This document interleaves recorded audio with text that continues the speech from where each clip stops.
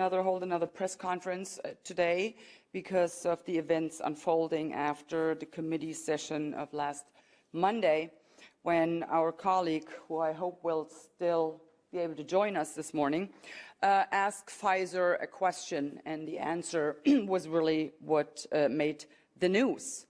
Put in a nutshell, the cat is out of the bag. It was a gigantic lie, what they told us, that these vaccines would prevent you catching this virus or would prevent transmission. Well, none of that was true, as it turns out. And based on that lie, all of the mandates, all of the lockdowns, all of the non-pharmaceutical measures as wearing masks, staying at home, curfews, all of that was based on that gigantic lie. And yet, they will not acknowledge it. No, they just go ahead with whatever they want to do with us. I would like to point out a couple of things from the EU Commission's action plan, EU response to COVID-19, preparing for autumn-winter 2023. As you might have guessed, the focus, of course, is still on these hazardous mRNA injections. Well, that's not surprising here.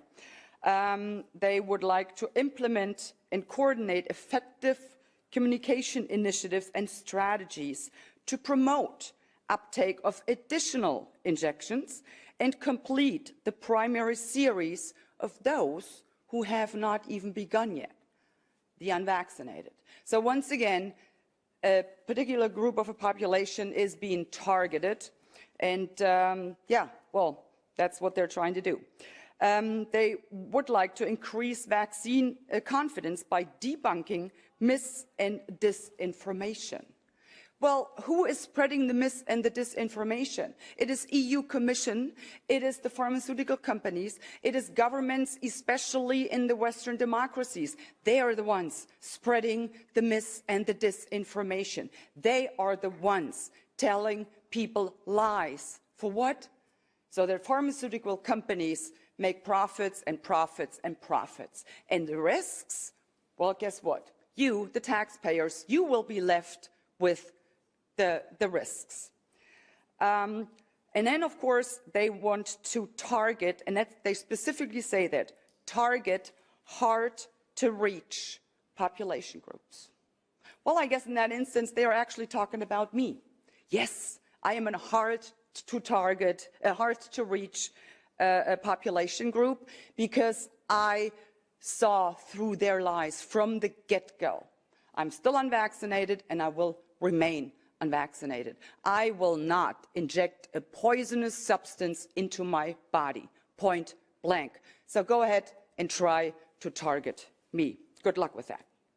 Then, of course, they go on with the gaslighting, labeling vaccine hesitancy, this is what they call it, as anti-Western and anti-EU. Can you believe this? So anyone who is not willing to let themselves be injected with this vaccine is anti-Western and anti-EU. No, ladies and gentlemen, let's be clear about this. If you do not want to poison your body, and it is your choice to do with your body whatever you please. Remember, my body, my choice? That's their narrative, actually. Remember that.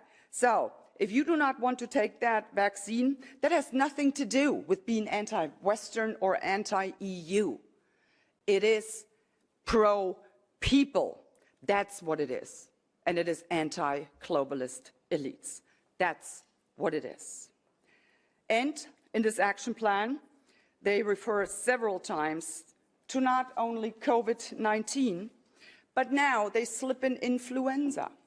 So this will be the next step for their measures, whether it be vaccinations or non-pharmaceutical interventions like wearing masks or staying at home curfews. Then they will be able to do so when there is an influenza pandemic or wave. And whenever I think they could not possibly come up with yet another atrocity to inflict on people, they sure as heck prove me wrong.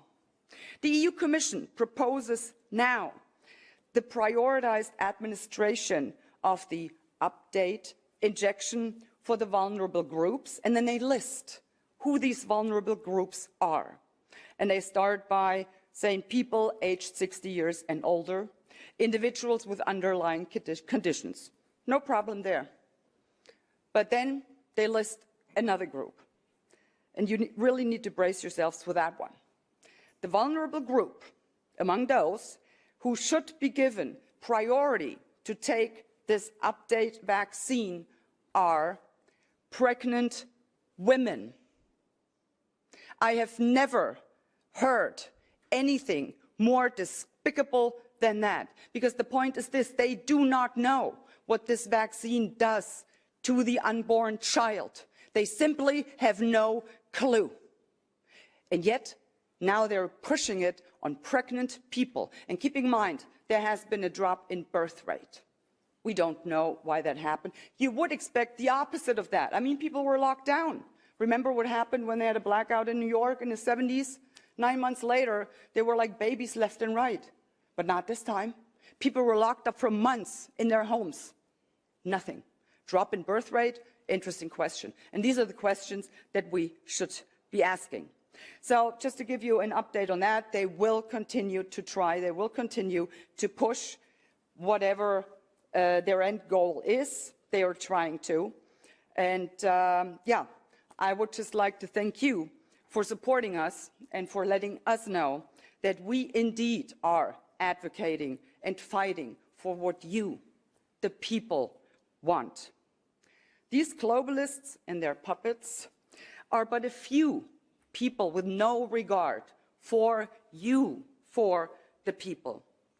We, on the other hand, are many, because we are the people. And we will continue to fight for you, for your rights, for freedom, democracy, and the rule of law. Thank you very much.